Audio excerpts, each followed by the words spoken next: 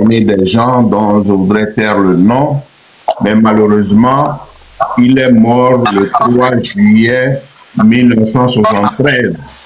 Donc, avec votre concours, nous parlerons de cet homme aussi.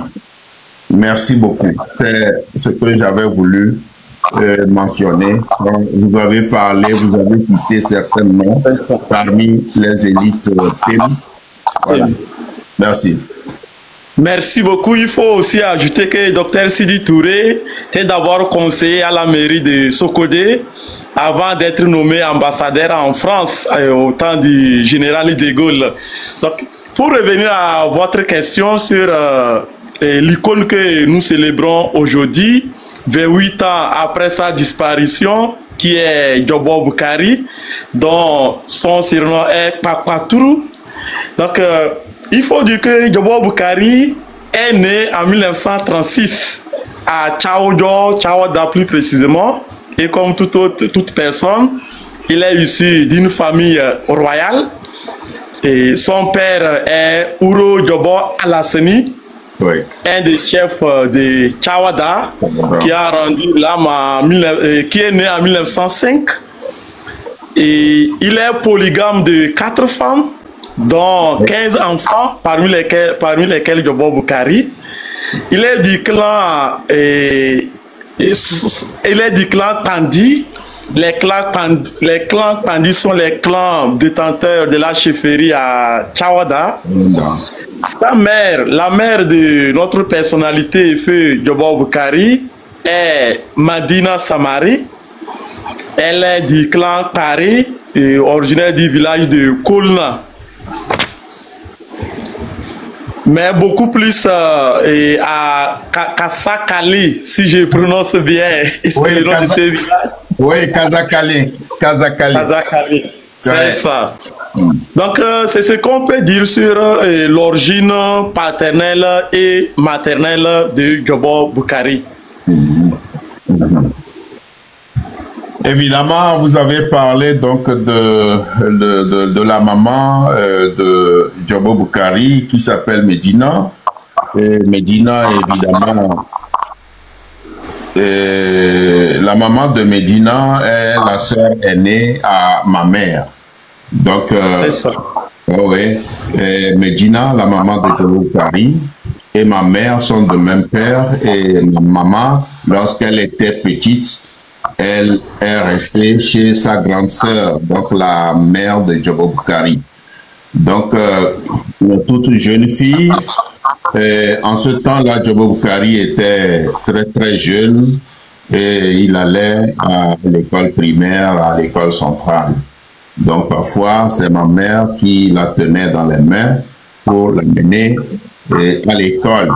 J'ai voulu tout simplement préciser cela pour que les gens voient quel est le lien j'ai avec Djobo Boukari.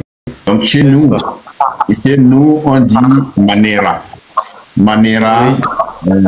Manera, c'est que on a les mêmes mères et vulgairement, je l'appelle mon grand frère et en français, je l'appelle mon cousin.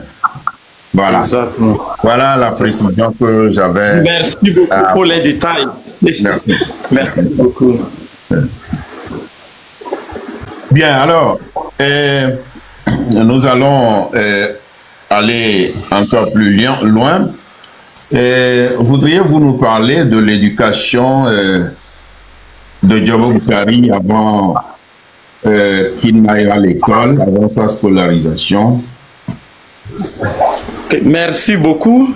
Comme je le disais, Djobo Boukari, ce qui a marqué l'enfance de Djobo Boukari, c'est que très tôt, comme vous venez de le témoigner, a perdu sa maman. Et de ce fait, à l'âge de 4 ans, 5 ans, et son père chef était obligé de l'envoyer au Ghana chez son oncle paternel du nom de Djobo Taïrou, plus précisément à Hohoi, au nord du Ghana.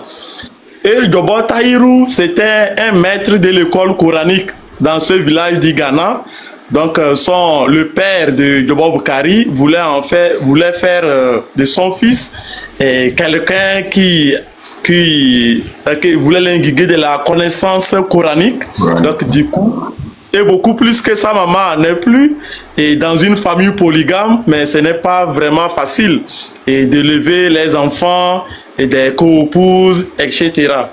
Donc, son père, qui est le chef de Tchawada, Djobo Alassani, était obligé d'envoyer Djobo Boukari à Horaï chez son oncle et partenaire du nom de Djobo Tahirou. Mais très rapidement, en 1941, ce dernier, c'est-à-dire Djobo Tahirou, le maître le maître de l'école coranique, devait faire un pèlerinage à la Mecque. Et comme vous le savez, en 1941, faire un pèlerinage à la Mecque, c'est de façon rudimentaire, c'est-à-dire de façon archaïque. Donc, Djobo Tahirou était obligé de ramener son fils adoptif, c'est-à-dire Djobo Boukari, à ses parents.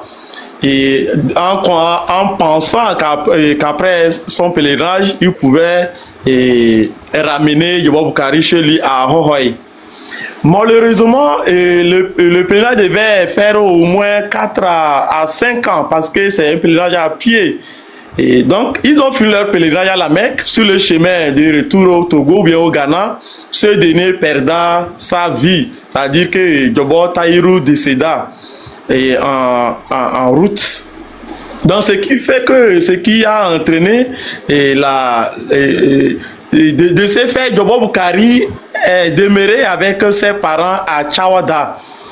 Et son père était obligé de l'envoyer ou bien de l'inscrire à l'école occidentale, c'est-à-dire l'école. Voilà, cela veut dire que lorsque son oncle paternel Tahirou est décédé, donc le papa est Djobo Alassani, le papa de Djobo Boukari, devait donc le faire revenir chez lui.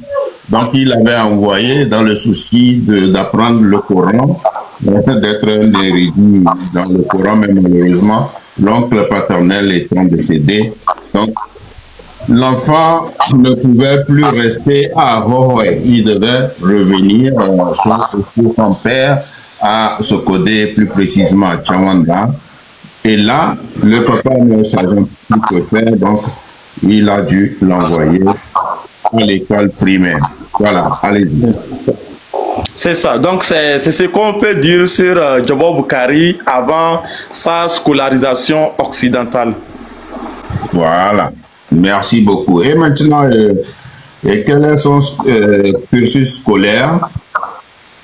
C'est ça. Donc, Djobo Boukari commença son cursus scolaire en 1942 à l'école régionale de Sokodé et ex-école centrale de Sokodé. Alors, pourquoi la dénomination régionale? En 1942, nous étions en pleine crise économique qui a commencé en 1929. Donc, et vous savez, les conséquences directes de cette crise économique, c'est que la France qui administrait le Togo était obligée de fusionner le Togo au Dahomey et on parlait de l'Union Dao-Togo. Donc il y avait la fermeture de certaines écoles. Donc du coup, l'administration française n'a gardé que les écoles régionales. Donc c'est dans cette école régionale de Sokodé là que Djobo Boukari a commencé son cursus scolaire en 1942. Donc il obtint son CPE, qui est aujourd'hui CP2, en 1948 et s'inscrit au collège moderne de Sokodé. Vous savez qu'à Sokodé, nous avons un collège moderne et un collège technique. Donc il s'est inscrit au collège moderne de Sokodé. Et il obtint son BE. BE, c'est le brevet d'études, qui est aujourd'hui devenu le BPC. Il a eu en 1952 et s'inscrit au lycée Bonne-Carrère à Lomé. Mais l'entrée au lycée Bonne-Carrère de Lomé était conditionnée par un examen d'écrit et oral pour tous les candidats ayant obtenu leur BE, qui devaient forcément et obligatoirement passer par un examen écrit et oral. Donc, Diobo Boukari, effectivement, a passé ces examens-là. Il est sorti d'emblée avec l'examen écrit, mais il s'est calé à l'examen oral. C'est-à-dire qu'il a échoué l'examen oral, mais il a passé l'examen écrit. Donc, dans ce cas-là, Diobo Boukari ne pouvait plus s'inscrire au lycée Bonne-Carrère parce qu'il a échoué un de ces deux examens.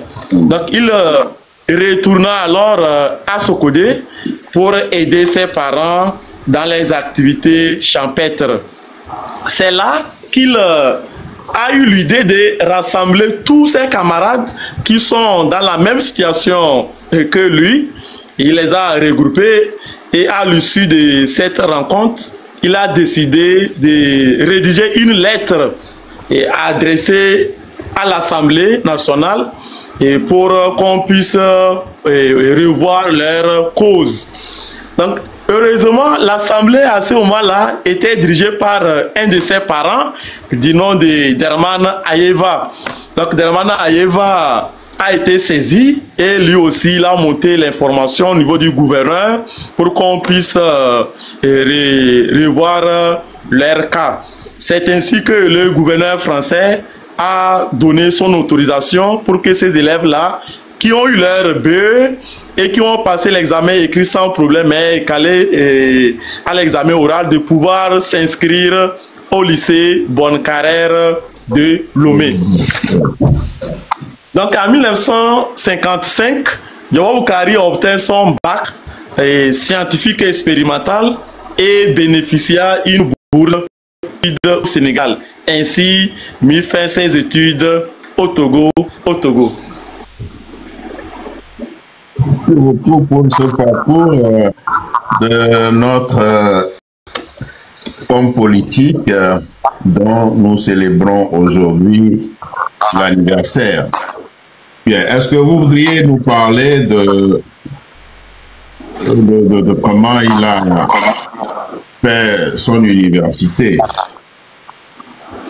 C'est ça. Donc, il a commencé ses études universitaires à Dakar, l'université de Dakar au Sénégal. Donc, il s'est inscrit et quelques années plus tard, il s'est inscrit à l'université de Bordeaux où il a obtenu son premier diplôme en droit en 1958. Et en 1900, après ce diplôme, il s'inscrit à l'université Paris où il a obtenu le diplôme de planification économique en 1959. En 1960, il obtient le diplôme d'administration générale à l'École nationale de la France d'outre-mer, toujours à Paris. Et de 1961 à 1962, il suit une formation supérieure du programme d'études économiques des Nations Unies à New York. Donc son parcours universitaire a été vraiment court. Donc il a achevé son parcours universitaire par cette formation du programme d'études économiques des Nations Unies aux États-Unis à New York. Très bien, très bien. Merci beaucoup. Bon, maintenant, après ces études universitaires, bon, comme tout Togolais digne de ce nom doit revenir travailler au Togo. Donc, Diobo Boukari, le jeune Diobo Boukari, devait revenir au Togo. Alors, est-ce que vous voudriez bien nous parler de sa carrière professionnelle sur le plan national?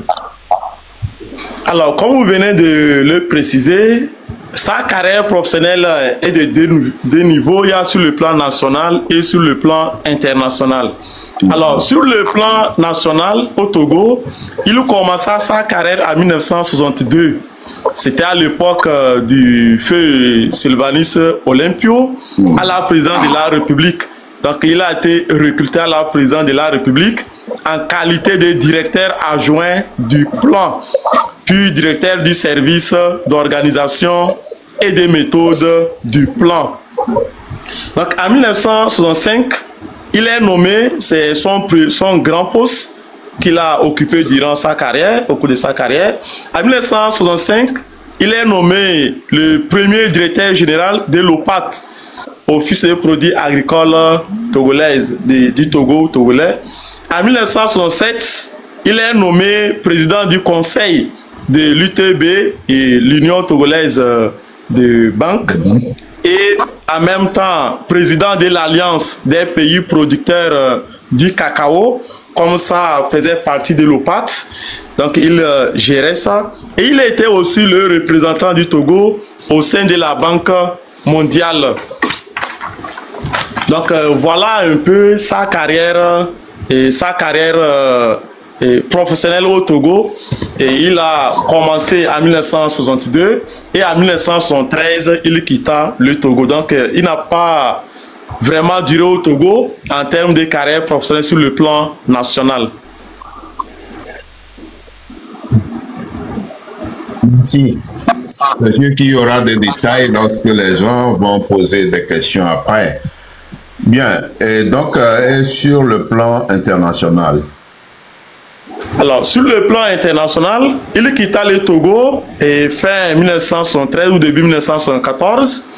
Il quitta le Togo pour rejoindre les Nations Unies et comme il a fait une formation dans cette institution internationale et au sein des Nations Unies, il est directement nommé président adjoint du PNUD et en République Centrafrique. Et fin 1974, il est nommé le représentant du PNUD en Guinée-Conakry. Et en 1976, il devient le directeur adjoint de la division de l'Afrique de l'Ouest du bureau régional du PNUD à New York.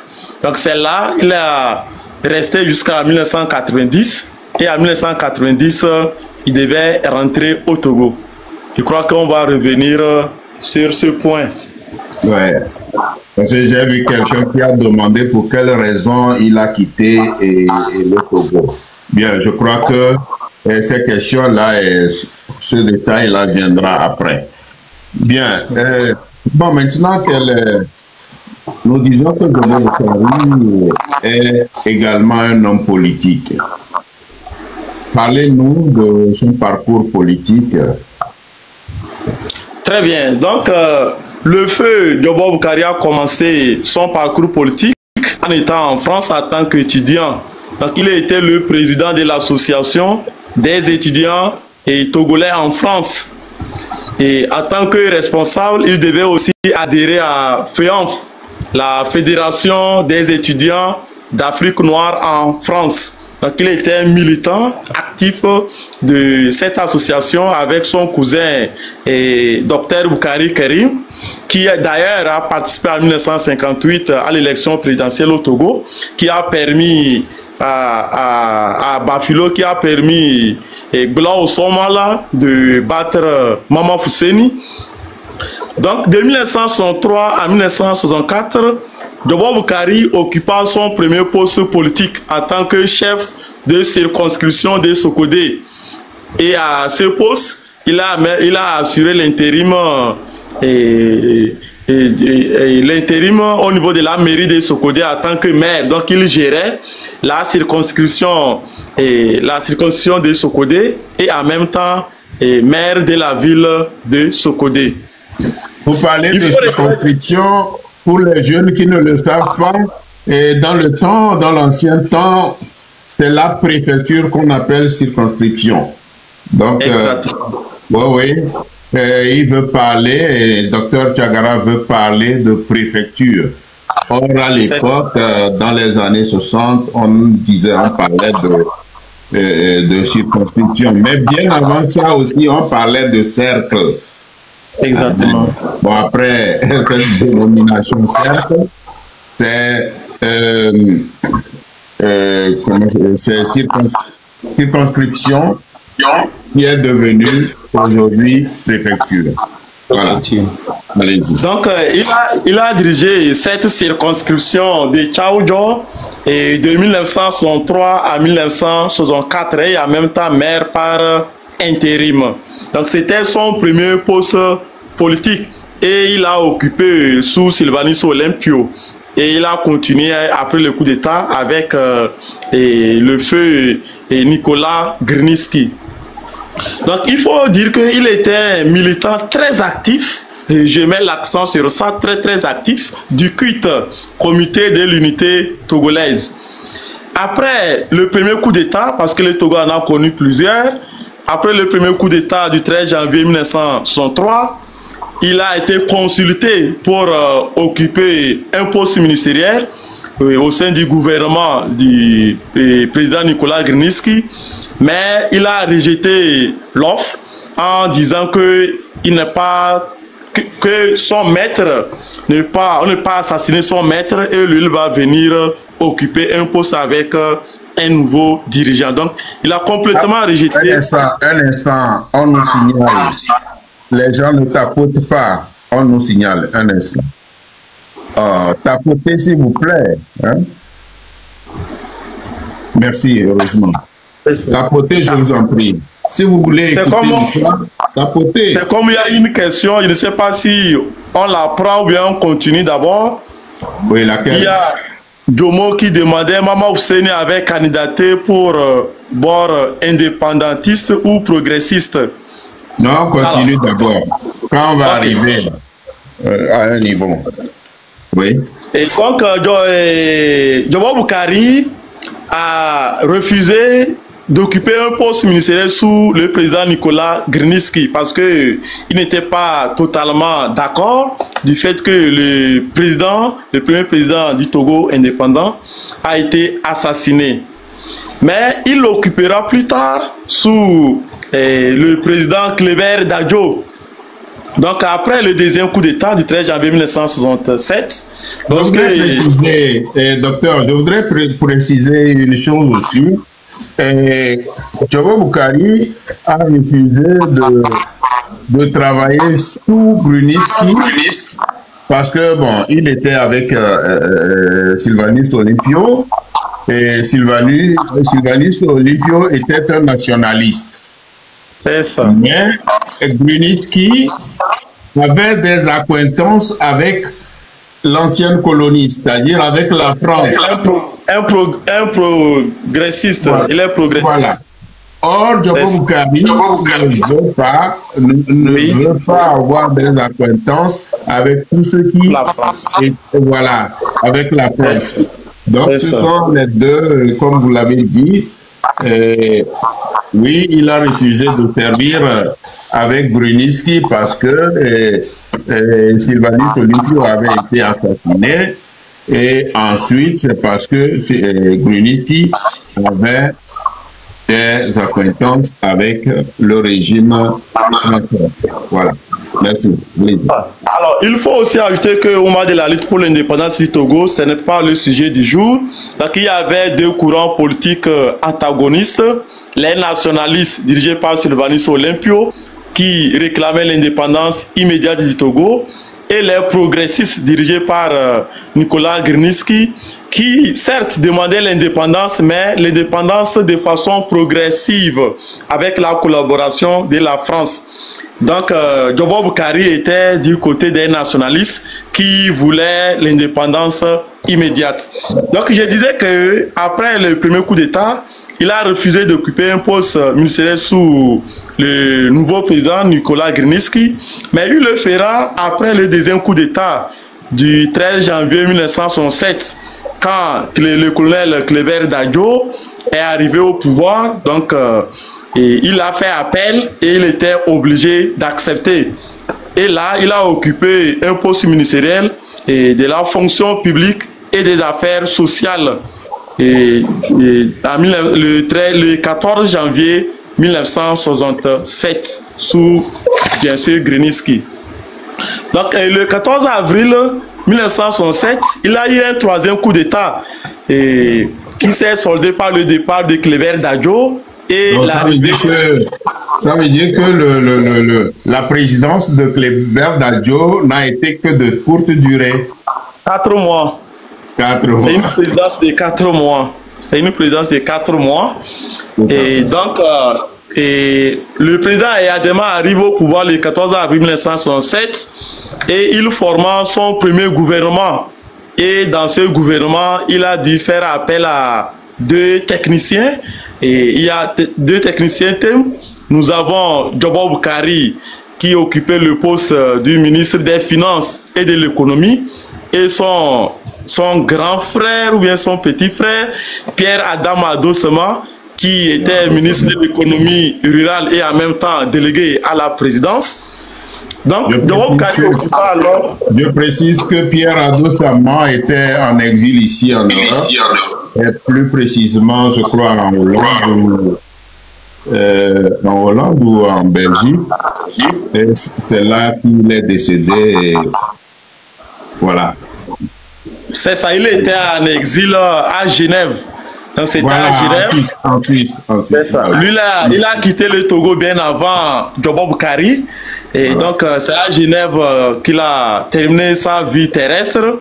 Et il est décédé le 8 mai 2010 à Genève. Et son corps a été rapatrié au Togo et enterré à Wawande, à Bafilo. Donc, Djobo Boukari a travaillé avec le feu Gnassingbé Yadema en tant que son ministre des Finances et de l'économie. Le 3 août 1969, le président Yadema, dans sa politique de créer un système à parti unique, le RPT devait renouveler son équipe gouvernementale. Et le 3 août 1969, il fait partir Djobo Boukari et de Pierre Adama Adossema au gouvernement. Donc c'est la fin de la carrière du parcours politique de Djobo Boukari avant son exil. Bien, maintenant, nous tombons sur la question de celui-là qui demandait mais pourquoi Djobo Boukari est-il parti? Pourquoi il a quitté le Togo? Très bien. Et le départ de Djobo Boukari s'explique d'abord son départ au gouvernement. Alors, selon les informations qu'on a eues, les sources orales, qu'on a eues auprès des personnes ressources, les témoins de l'histoire, et aussi les informations écrites que j'ai eues, et notamment les rapports de la conférence nationale dite souveraine. Donc, il y a beaucoup d'interventions. Donc, dans ces rapports-là, on a parlé aussi les raisons du départ de Djobo Boukari et de son frère Pierre Adama Adossema du second gouvernement du président Yadema le 3 août 1969. Alors, selon ces sources, alors il s'est fait que, et je voulais ajouter aussi, qu'il y avait un organe de presse dont j'oublie un peu le nom, hebdomadaire Afrique ou quelque chose comme ça, qui a interrogé aussi Djobo Boukari sur les raisons de son départ au gouvernement et de son exil au Togo.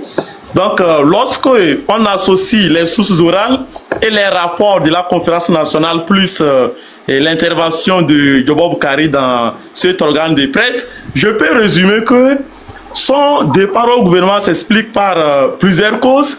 D'abord, après le 3e coup d'État qui a entraîné le départ de Cléber Dadjo et l'arrivée au pouvoir du président, à l'époque on l'appelait Étienne Yadema,